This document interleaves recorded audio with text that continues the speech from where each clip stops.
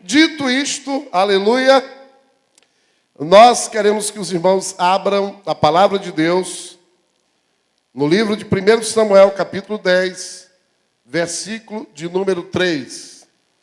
Diz assim: então, dali você prosseguirá para o carvalho de Tabor. 3 homens virão subindo ao santuário de Deus em Betel e encontrarão você ali. Um estará levando 3 cabritos, outros 3 pães e outro uma vasilha de couro cheia de vinho. Amém, irmãos? Queridos, vamos ficar de pé mais uma vez, que nós vamos fazer uma atividade física, intelectual e espiritual agora. Amém? Eu queria que vocês fechassem. Vamos ficar de pé todos, por favor. Vocês vão entender porque que eu estou pedindo isso. E eu queria que vocês fechassem os olhos de vocês agora. E agora vocês vão apontar de olhinho fechado, por favor, aonde é o norte. Aponta aí onde é o norte. Aponta aí onde é o norte. Onde é o norte? Onde é que você pensa que é o norte? Levanta a mãozinha e aponta onde é o norte. Onde é o norte que você acha que é o norte? Agora abre os olhinhos. Abre os olhos e deixa a mão apontada. Irmãos, o norte é para cá. Amém? O norte é para lá. Quem apontou para lá está certo. Agora, você vê que muita gente uns apontados para frente, outros para trás, outros para o lado. Vamos sentar, irmãos. Vocês vão entender porque que eu pedi isso. Mas vocês perceberam que que a gente viu aqui, que pessoas tinham opiniões diferentes. Sim ou não? Nós fizemos isso só para mostrar como isso é algo interessante. Pastor, por que o senhor pediu que a gente fizesse isso? É porque hoje em dia, irmãos, falar as coisas absolutas, falar a respeito das verdades absolutas de Deus, está fora de moda. Hoje em dia, as pessoas dizem assim: tudo é relativo, pastor. Tudo se justifica. Eu tenho a minha ideia preconcebida, pessoal, sobre isso. Por exemplo, um homem casado que tem uma vida sexual fora do casamento. Eu tenho um amigo meu, um médico amigo meu, inclusive um grande amigo meu, né? É uma pessoa que não é evangélica, vocês vão ver o que ele diz, né? As brincadeiras que ele conta. Mas é uma pessoa que tem lá suas virtudes, e, no certo sentido, eu admiro ele. E ele tem se mostrado, ao longo desses mais de 15 anos, meu amigo. Sabe o que é que ele diz, brincando? Ele diz que bigamia é quando você tem mais de 2, porque todo mundo tem 2 mulheres. Misericórdia, né, irmãos? Misericórdia, né? Então, nós vivemos num mundo, irmãos, que as pessoas querem relativar tudo, em nome de dizer que pensa diferente. Mas a gente sabe que tem a forma correta de pensar e tem a forma errada de pensar. Tem o que a Bíblia chama de pecado e o que a Bíblia diz que não é pecado. E às vezes nós vivemos num mundo tão complicado hoje, irmãos, que verdades que a própria sociedade, o mundo aí fora, não é a igreja, o mundo aí fora há 40 anos achava que era errado, hoje acha que é certo.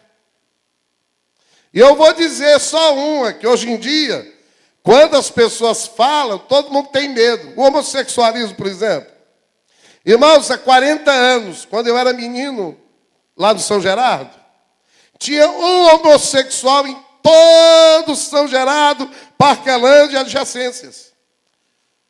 E aqui eu não estou falando da pessoa, porque a Bíblia diz para a gente amar as pessoas, mas nós temos que bater de frente com o que a Bíblia fala que é errado. Hoje está normal, irmãos, daqui a pouco vira obrigatório. Está normal. Está tão normal, irmãos, que agora dessa campanha presidencial, um dos itens que os candidatos não batiam de frente é com relação a isso. Agora mesmo, na Assembleia Legislativa aqui do Estado do Ceará, tem uma deputada que é cristã, que é evangélica. E essa mulher, ela estava sendo indicada para ser presidente da Comissão de Direitos Humanos.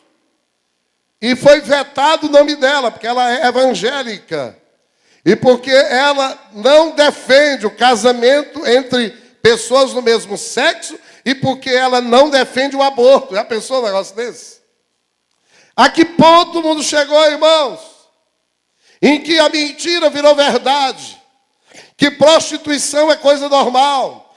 Que homossexualismo é normal. Irmãos, Deus não fez 2 Adão nem 2 Evas. Deus fez um Adão e uma Eva.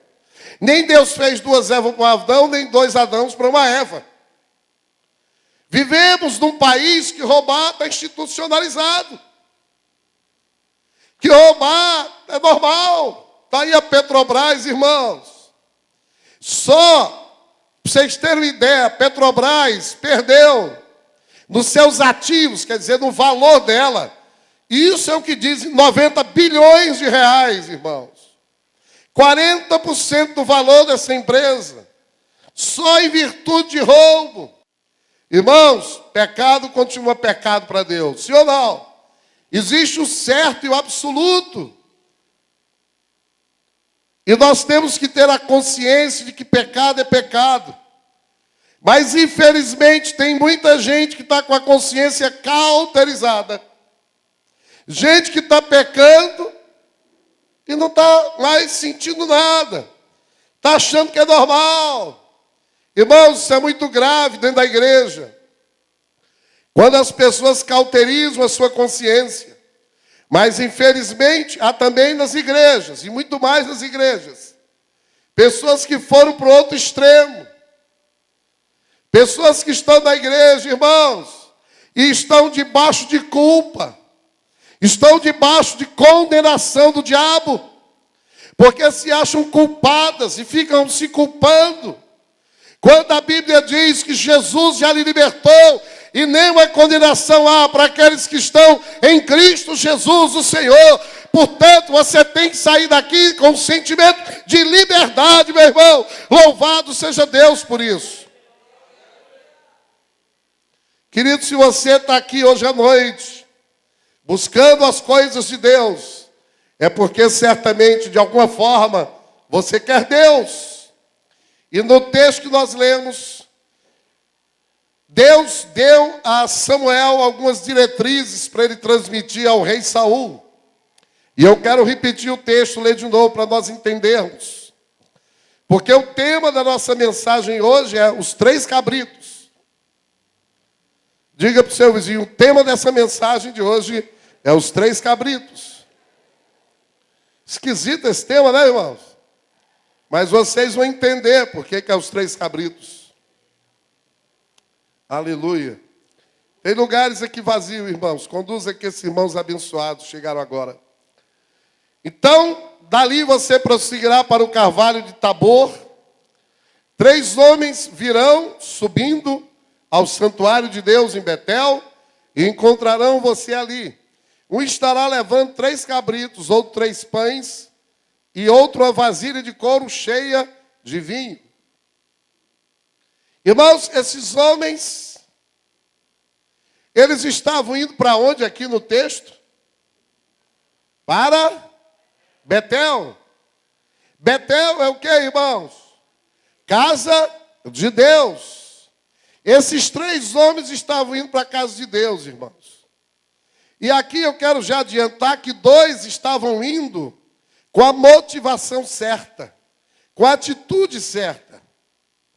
E um deles estava indo com a atitude errada. A Bíblia diz que tinha um homem que estava levando 3 pães. Pão, na Bíblia, fala de quê, irmãos? Jesus falou, ele disse, eu sou o pão da vida.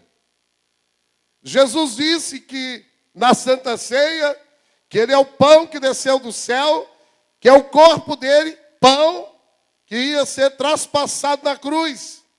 Para que eu e vocês tivessem essa cara linda que eu tenho e vocês têm. para que eu e vocês se livrassem da condenação, da morte, do pecado, do diabo, da doença. Dá um glória a Deus aí, meu irmão. Aquele homem estava indo para a igreja com a motivação certa. Ele estava indo para a casa de Deus, porque ele sabia que na casa de Deus ele ia encontrar a cura, ele ia encontrar a libertação, ele ia encontrar a cura para aquela culpa existencial profunda que ele tinha. Quantos estão entendendo? Dão glória a Deus. O outro estava levando o quê, irmãos? O outro estava levando vinho. Vinho fala do sangue. O sangue fala de quê? De perdão de pecados. Esse outro homem estava indo para Betel, a casa de Deus, com a atitude certa.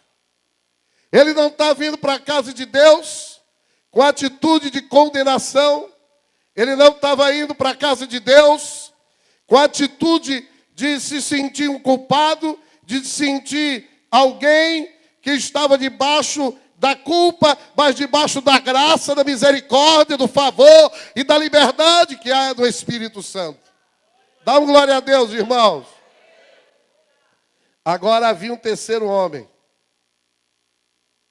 E esse terceiro homem estava levando o quê, irmãos? 3 o quê? E esse é o tema da nossa mensagem nessa noite, os 3 cabritos. Queridos, eram filhotes pequenos. Eram sujos e fedorentos. E esse homem estava indo para Betel com esses cabritos, sujos e fedorentos.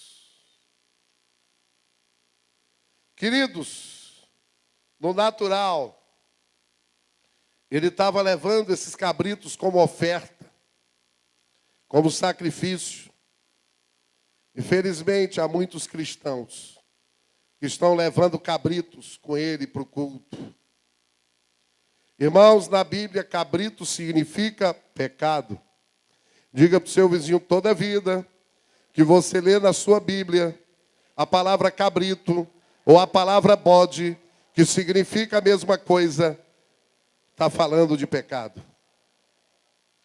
Em Levítico 16, 20 a 22, diz assim: havendo, pois, acabado de espiar o santuário e a tenda da congregação e o altar, então fará chegar o bode vivo. E Arão porá ambas as mãos sobre a cabeça do bode vivo, e sobre ele confessará todas as iniquidades dos filhos de Israel e de todas as suas transgressões, segundo todos os seus pecados, e os porá sobre a cabeça do bode, e enviá-lo ao deserto pela mão de um homem designado para isso. Assim aquele bode levará sobre si todas as iniquidades deles à terra solitária. E o homem enviará o bode ao deserto.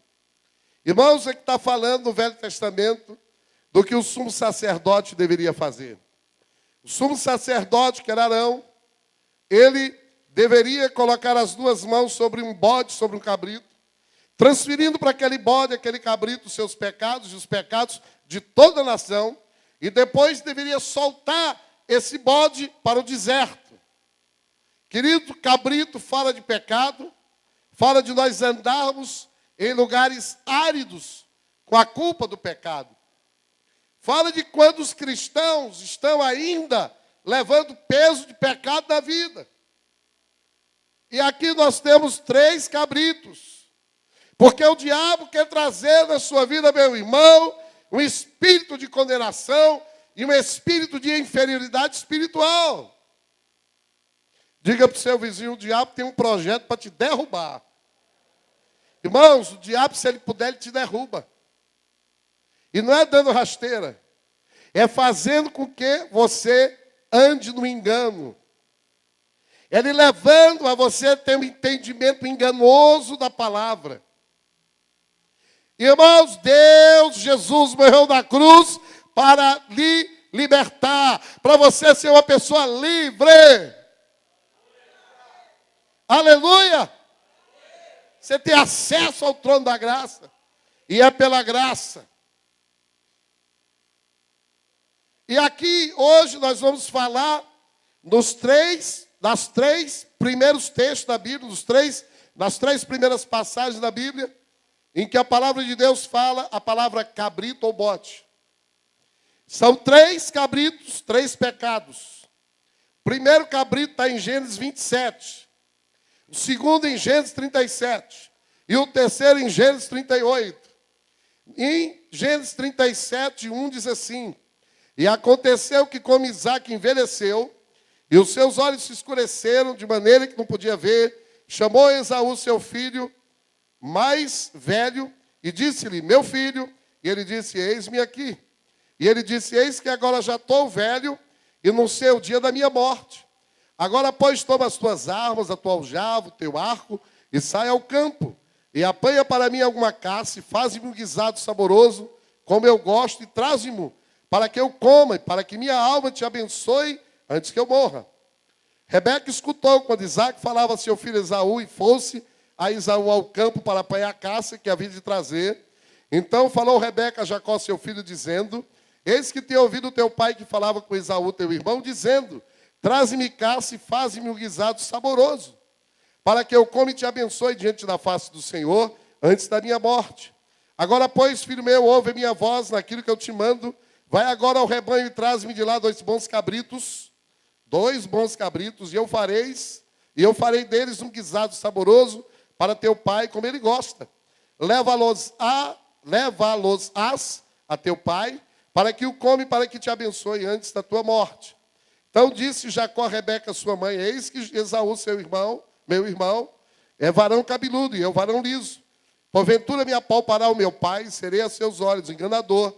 Assim trarei eu sobre mim maldição e não bênção. Disse-lhe sua mãe: meu filho, sobre mim seja a tua maldição. Somente obedece a minha voz, e vai, traze-nos. E foi, tomou-os, e trouxe a sua mãe, e sua mãe fez um guisado saboroso, como seu pai gostava. Depois tomou Rebeca as vestes de gala de Esaú, seu filho mais velho, que tinha consigo em casa, e vestiu a Jacó, seu filho menor, e a pele dos cabritos, e as peles dos cabritos cobriam as suas mãos e a lisura do seu pescoço. E deu o guisado saboroso e o pão que tinha preparado na mão de Jacó, seu filho. E veio ele a seu pai e disse: meu pai. E ele disse: eis-me aqui. Quem és tu, meu filho? Queridos, esse texto fala de um filho e de uma esposa enganando um pai e um esposo. Primeira vez que a Bíblia fala de cabrito, mostra-nos em meio a um texto de um filho enganando um pai e uma esposa enganando seu esposo. Queridos, esse texto fala de quando o patriarca Isaque já estava bem velho. E ele queria abençoar o seu filho mais velho, que era Esaú. A bênção do pai sobre o filho primogênito. E ele sabia, Jacó sabia, seu filho mais novo, do valor da bênção. Diga para o seu vizinho: meu irmão, não queira nada com engano. Queridos, com engano há bênção. A bênção não veio no meio do engano. Mas ele queria a bênção de qualquer jeito. Tem gente assim, que quer as coisas de qualquer jeito. Aleluia! É assim. Então, o irmão dele era caçador. Esaú saiu para fazer a coisa do jeito certo. O pai pediu uma comida, um guisado, e ele saiu para pegar uma caça. Já a mãe, Rebeca, mãe e esposa, deu um traço no marido, como a gente diz aqui no Ceará. Esaú faz o seguinte: pegar aqui 2 cabritos, vamos fazer um guisado. E você vai chegar na frente do teu irmão. Aí ele disse: olha, mas meu irmão é peludo, eu sou liso, não tem problema não. Com a pele dele, a gente tira a pele dele e bota sobre os seus braços. E veste em você a roupa do teu irmão. Queridos, esse primeiro cabrito fala de engano. E ele simboliza um dos grandes pecados, chamado mentira.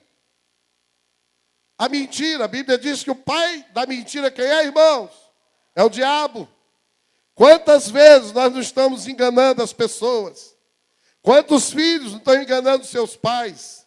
Quantas esposas não enganam seus esposos? Quantos maridos não estão enganando suas esposas? Quantos membros de célula não estão querendo enganar seus líderes? Quantos discípulos, às vezes, não querem enganar seus discipuladores? Para a gente pensar de você uma coisa que você de verdade não é. Infelizmente, muita gente está na igreja, irmãos. Infelizmente. E tem trazido esse engano. De querer viver enganando. De querer viver mentindo. De querer viver trapaceando. Tem uma historinha interessante de um policial texano.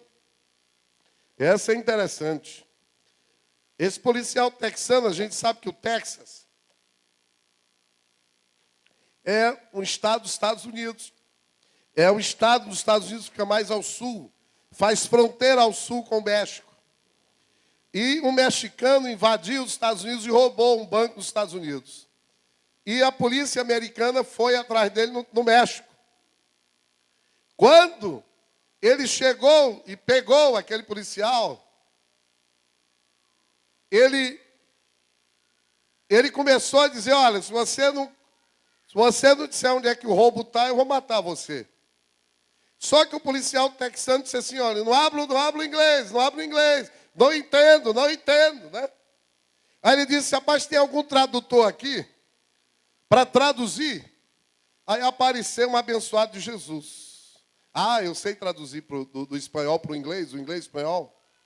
E aí ele traduziu para o rapaz. Quando o bandido ouviu em espanhol que ou confessava ou ia morrer, ele disse, não, diga para ele, está vendo aquela segunda árvore ali? Eu enterrei ali no pé daquela segunda árvore.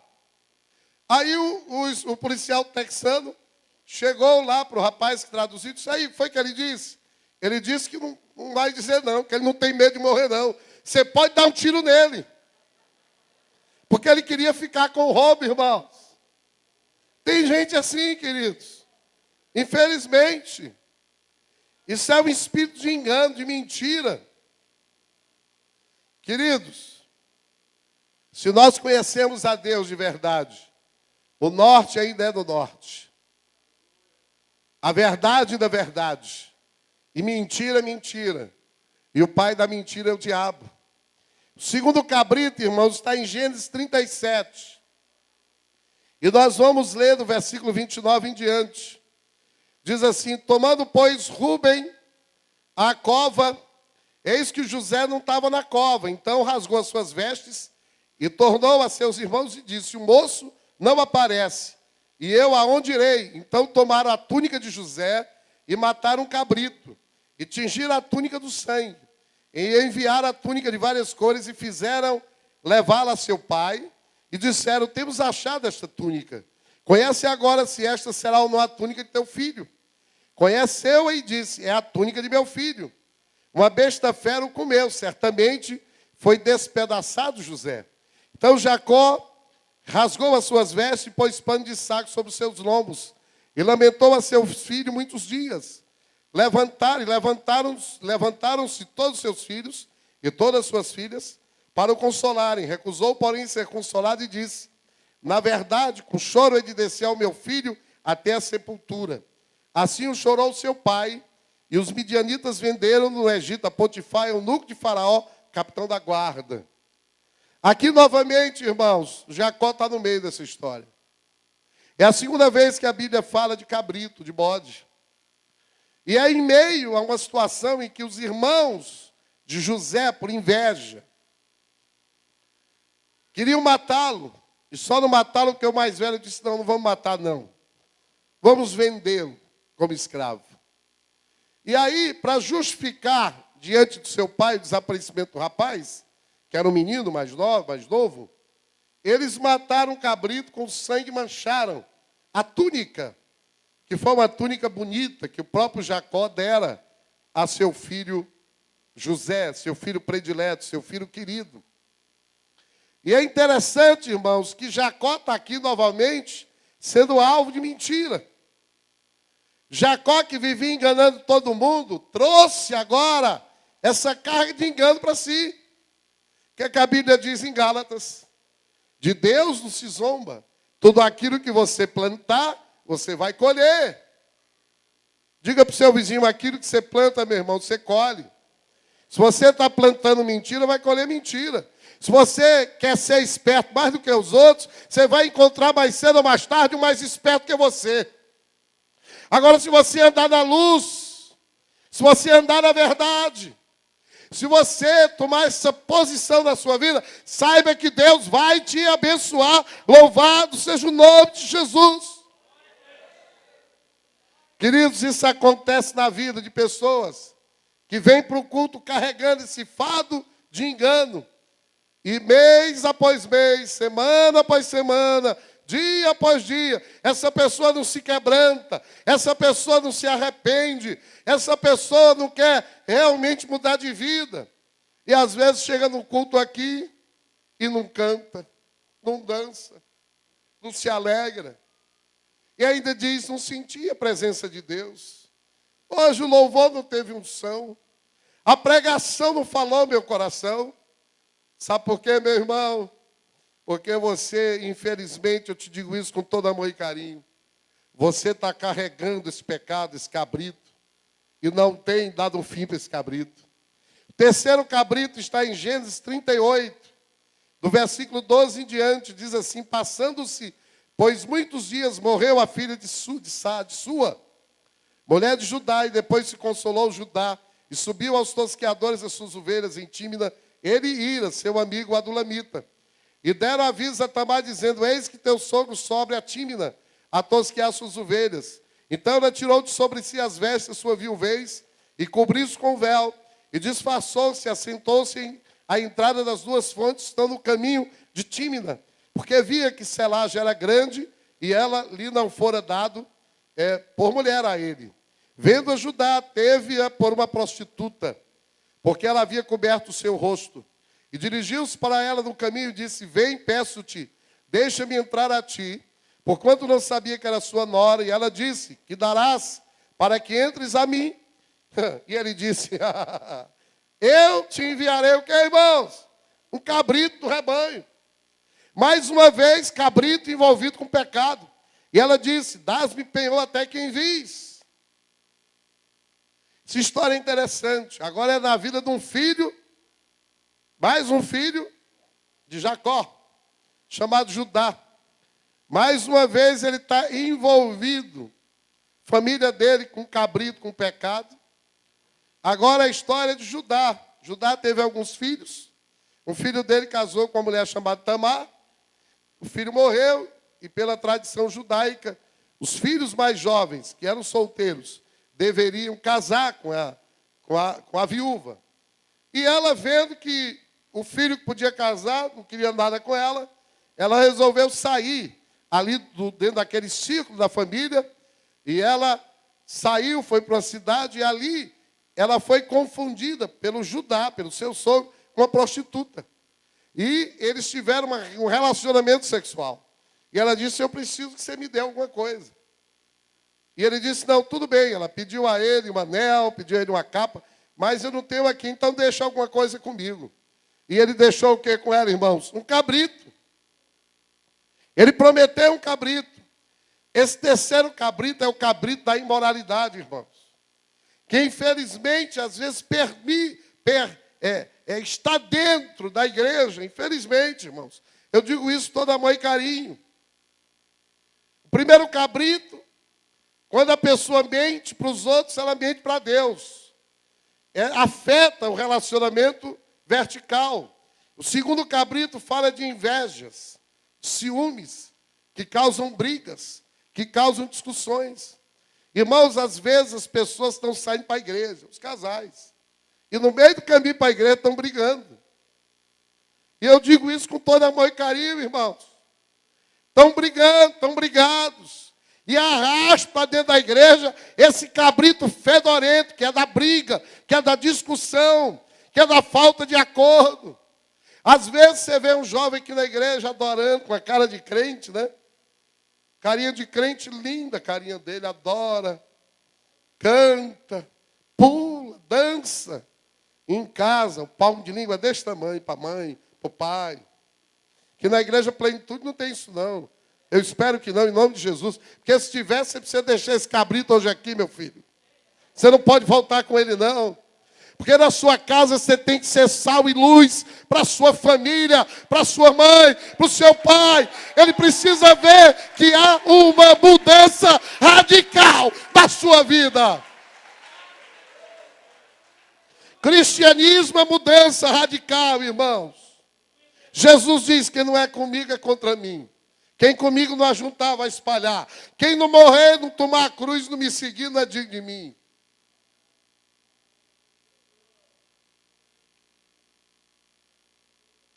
Uma jovem que vem para a igreja, quer adorar a Deus, mas em casa ela grita com a mãe, grita com o pai, grita com o vizinho, grita com todo mundo. Agora eu lhe digo em nome de Jesus, porque aqui a gente bate, mas a gente assopra, né, irmãos? Hoje teve um casal que veio aqui à igreja pela primeira vez hoje, aleluia, de manhã. Tivemos um culto abençoado aqui debaixo de muita água, aleluia. Mas teve um irmão da igreja que convidou e ele me falou que hoje, essa moça que é evangélica há muito tempo, louvado, toda a glória seja dada para Jesus, irmãos. Porque eu sei que eu sou o menor dos menores, eu nunca quis ser grande, não quero ser famoso, eu quero sim cumprir o propósito que Deus tem para a minha vida. Para quando eu chegar na presença do meu Deus, eu poder dizer, como Paulo disse, combati o bom combate, encerrei minha carreira e guardei a fé. Ela disse que foi pela primeira vez, depois de muitos anos, que ela saiu de uma igreja sem ter um sentimento de culpa. Ela saiu de uma igreja debaixo de uma liberdade e debaixo da graça de Deus. Querido, só tem um jeito para você se livrar desse cabrito. É quando você manda ele para o deserto.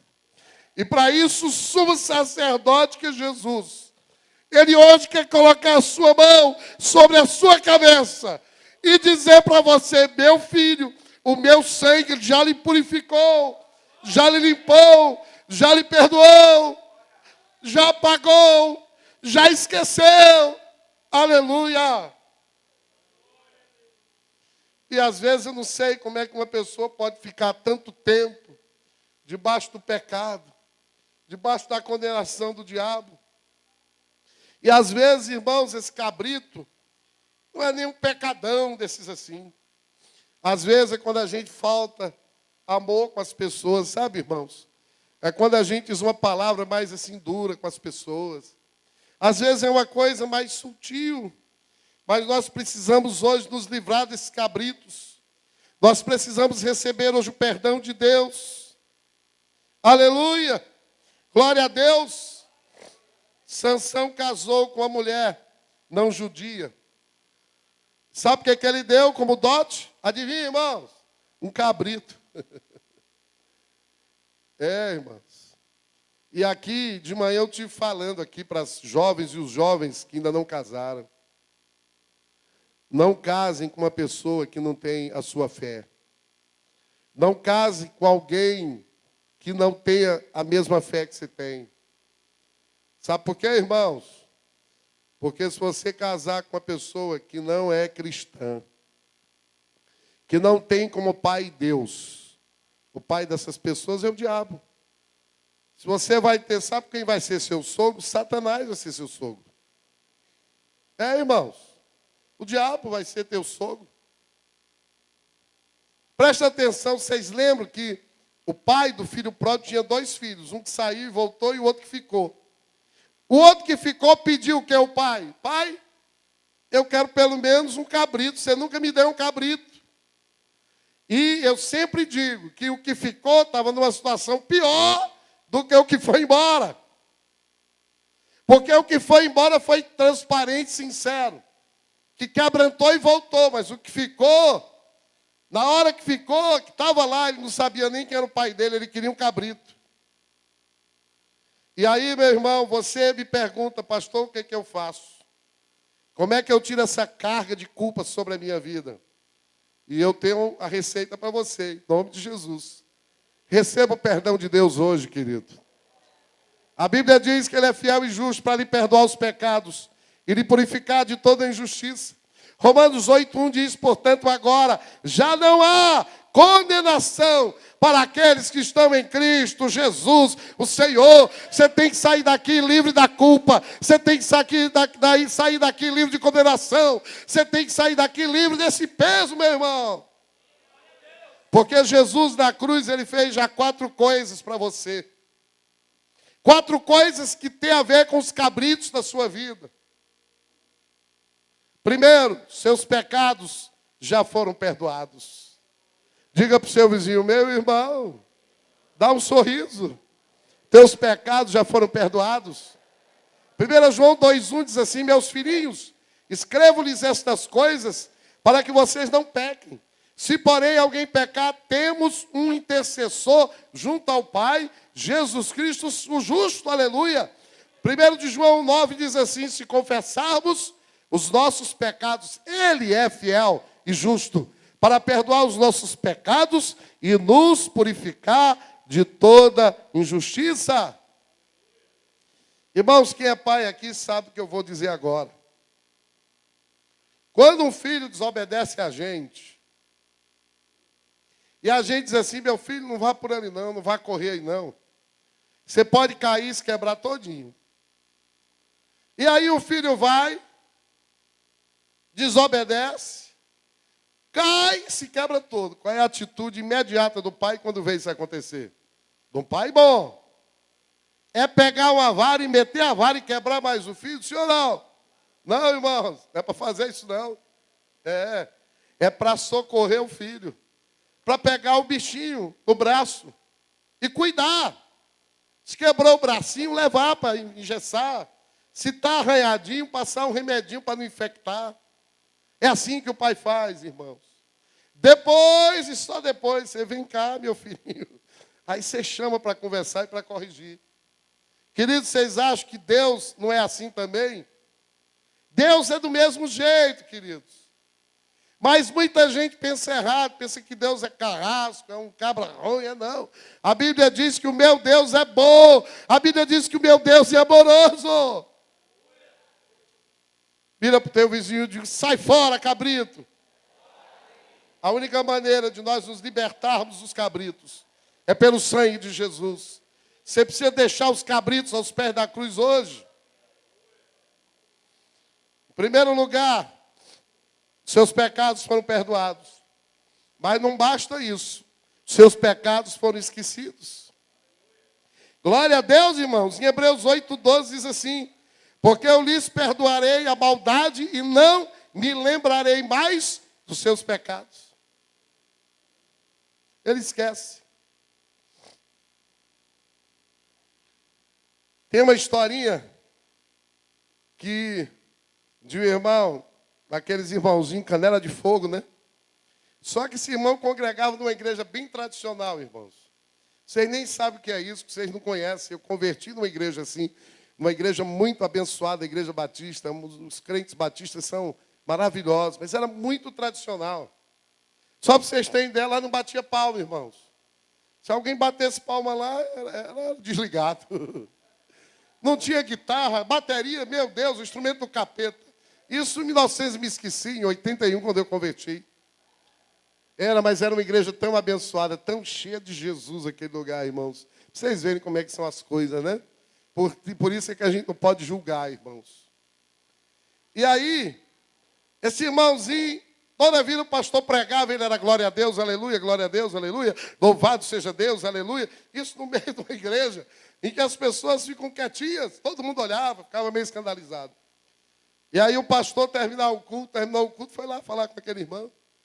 Meu irmão, me diga aqui uma coisa, por que é que o irmão dá tanto glória a Deus, aleluia? Ele disse, pastor, é porque toda a vida que o senhor está pregando, eu me lembro dos meus pecados, da vida que eu tinha, do lixo existencial que eu vivia. E quando eu me lembro, que está lá na Bíblia, que Jesus colocou no mar do esquecimento dos meus pecados, eu não posso ficar de boca calada. Eu glorifico a Deus por isso. Pode aplaudir a Jesus. Mas aí, o pastor disse assim, meu irmão, então vamos fazer o seguinte. O pastor disse, rapaz, esse cara está perturbando demais no culto. Meu irmão, eu estou precisando de alguém interceder por mim quando eu prego. Aí o irmão, quando eu estiver pregando, o irmão vai no meu gabinete e fica orando, intercedendo por mim. Só que o gabinete era assim, como pregado assim, perto do culto, do púlpito. E aí, quando o pastor começou a pregar, rapaz, esse cara lá dentro era glória a Deus, aleluia, aquele mover santo. Ele disse, meu Deus do céu, rabutei esse cara aí, tranquei ele aí, e não dou jeito nesse irmão. Terminou o culto, o pastor foi lá de novo. Meu irmão, o que está vendo? Eu disse, não, pastor, é porque lá eu comecei a orar, mas tem tanto livro bom. Aí eu comecei a ler um livro que fala sobre perdão, e eu comecei a me lembrar de novo que Jesus colocou os meus pecados lá no mar do esquecimento, nas profundezas do mar. E não pude me conter, pastor. Foi glória a Deus, aleluia. Eu não consigo, não me contei. Aí ele disse, tá bom, meu irmão, domingo o irmão vai para a sala de novo. Aí durante a semana ele chamou o zelador, mandou tirar tudo, irmãos. Tudo que era livro, tudo. Deixou só o mapa mundi lá. Esqueceram de tirar o mapa mundi. Meu irmão, começou a pregação, tome glória a Deus, aleluia. Ele disse, meu Deus do céu, que foi agora que esse homem viu nessa sala? Chamou o irmãozinho de novo. Aí ele disse, mas meu irmão, o que foi isso? Eu já tirei tudo de lá. Ele disse, não, pastor. É porque eu estava orando, quando eu olhei para o mapa, indicava ali no mar, no oceano, dizendo que era o ponto mais profundo do oceano. E eu me lembrei que foi ali que Jesus colocou no mar do esquecimento os meus pecados. E eu não pude de deixar de glorificar e de adorar por isso. Aleluia. Tem outra história, irmãos, de uma irmã. A irmãzinha, canelinha de fogo, cheia do poder de Deus, a bichinha.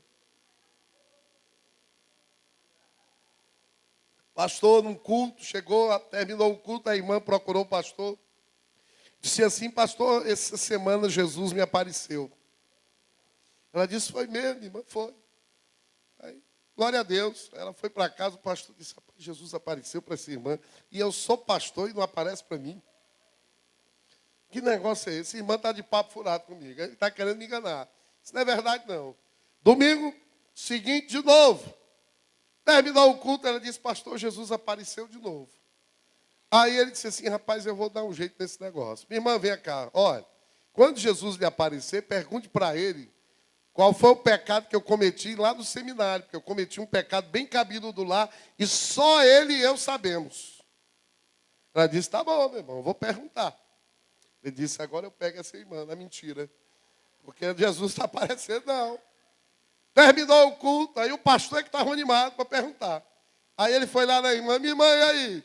Jesus apareceu? Ela disse, apareceu. Aí ele começou a ficar preocupado, né, rapaz? Ele revelou meu pecado. E ele perguntou, e aí, minha irmã, qual foi o pecado? Ele revelou?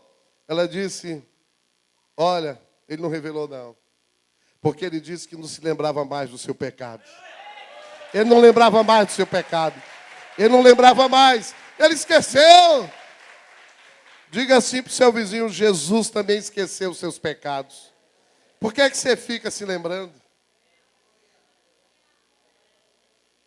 Seus pecados foram perdoados, seus pecados foram esquecidos. Mas em terceiro lugar, os seus pecados, eles já foram purificados, meu irmão. Já foram apagados. Isaías 43, 25 diz assim, sou eu mesmo, aquele que apaga suas transgressões, por amor de mim, que não se lembra mais de seus pecados. Irmãos, apagar é mais profundo que não lembrar. É como se fosse um quadro branco, aqueles quadros de escrever, branco, em que estava escrito todos os pecados seus naquele quadro. Quando Jesus lhe perdoou, ele esqueceu. Quando ele esqueceu, é como se tivesse um pano branco sobre os. Ele passava e não via. Mas não é só isso que ele fez, ele foi lá e apagou, irmãos. Apagou tudinho. É como se você nunca tivesse pecado, nunca tivesse existido aquela vida miserável de pecado que você vivia. 1 João 1,7 diz assim, se porém andamos na luz, como ele está na luz, temos comunhão uns com os outros, e o sangue de Jesus, seu Filho, nos purifica de todo pecado. Esse verbo purificar, ele está num tempo contínuo, Purificou ontem, purifica hoje e vai purificar amanhã, meu irmão. É como um para-brisa que fica pecando e limpando, pecando e limpando. Aleluia! Porque o pecado na vida de um crente é um acidente. Irmãos, ovelha não gosta de lama. Quem gosta de lama é porco. Se você escorregou e caiu na lama, se você tem Jesus, você vai querer se limpar.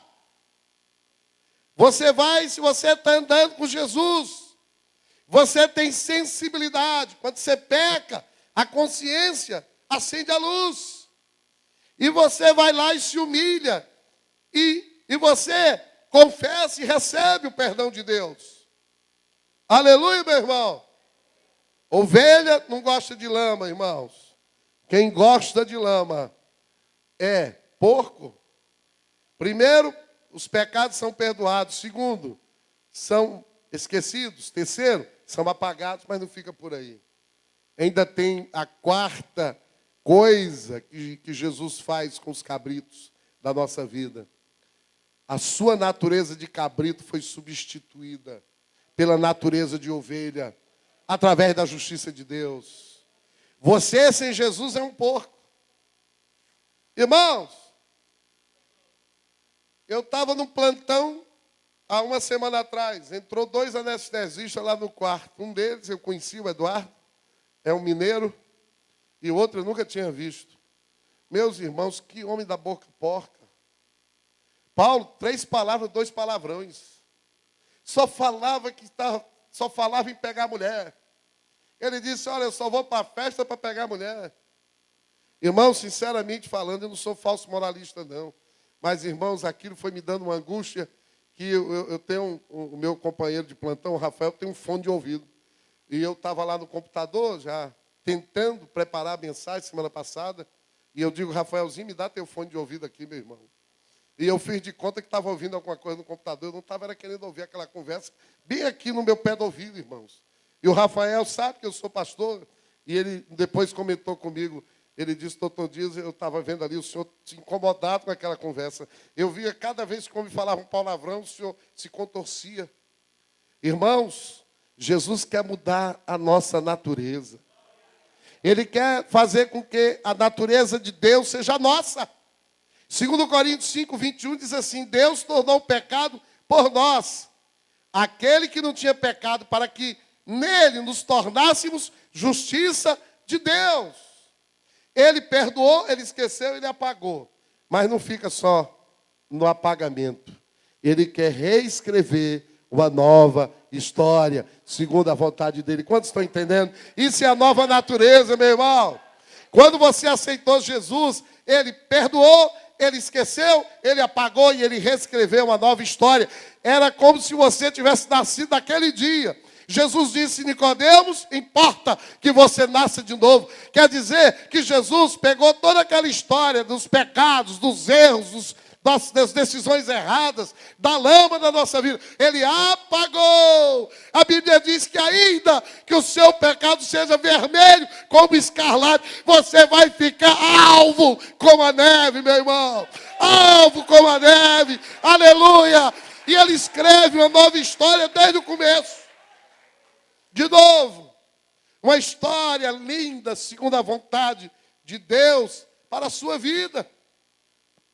E tudo isso ocorre na sua vida, meu irmão. Nós somos dignos da justiça de Deus. Justiça quer dizer fazer a coisa certa do jeito certo.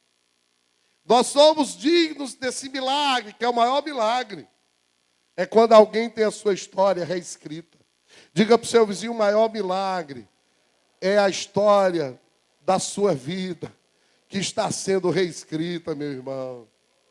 Olha, eu não sei vocês, mas o diabo estava escrevendo uma história triste a respeito de mim. Em 1981, Jesus entrou na minha vida. Depois, infelizmente, eu me desviei. Em 96, eu volto para Jesus. E de 96 para cá, ele reescreve de novo. E eu quero dizer para os que estão aqui, que pastor, eu já errei, já caí. Já me levantei e caí de novo. Eu quero dizer que a Bíblia diz que você pode cair 7 vezes. 7 vezes Jesus quer te libertar. 7 vezes Jesus quer te reerguer. E eu quero dizer que não é por acaso que o cara que inaugurou o céu, a história dele foi reescrita na hora da morte. Gente, só não tem jeito para quem já morreu. Mas se você está vivo, tem jeito para você ainda. Aleluia! E a graça de Deus, é o favor de Deus. Ninguém merece isso. Para finalizar, eu quero contar uma historinha que aconteceu na vida de Kenneth Hagin, que foi um grande homem de Deus do século XX. Queridos, Jesus apareceu fisicamente para ele. Vocês sabiam que Jesus aparece? Olha, o povo lá, dos países islâmicos, agora, dos países islâmicos, eles, lá onde tem a lei da Sharia, que se o cara pregar o evangelho lá, ó, vai degolado, vai morto. Jesus está aparecendo para essas pessoas, eles estão convertendo. E Kenneth Hagin, Jesus apareceu para ele. E ele escreve, e ele diz que olhou para os olhos de Jesus. E ele diz que nunca viu tanto amor no olhar, quanto no olhar de Jesus. Ele olhou para os olhos de Jesus e viu um poço de amor. E ali, irmãos, ele se sentiu tão condenado, tão cheio de pecado. E ele disse para Jesus, olha Jesus, eu não sou digno de lhe ver. E aí ele disse que veio uma voz forte, não foi uma voz fraca, uma voz forte, como se fosse de um trovão, e disse assim, levanta-te, homem. E ele se levantou, e Jesus falou assim para ele, disse assim, meu filho, eu derramei o meu sangue para lhe tornar digno de estar na minha presença. Nunca chame de indigno quem eu derramei o meu sangue para lhe purificar. Aleluia. Então, meu irmão, nessa noite, vamos ficar de pé na presença do Senhor.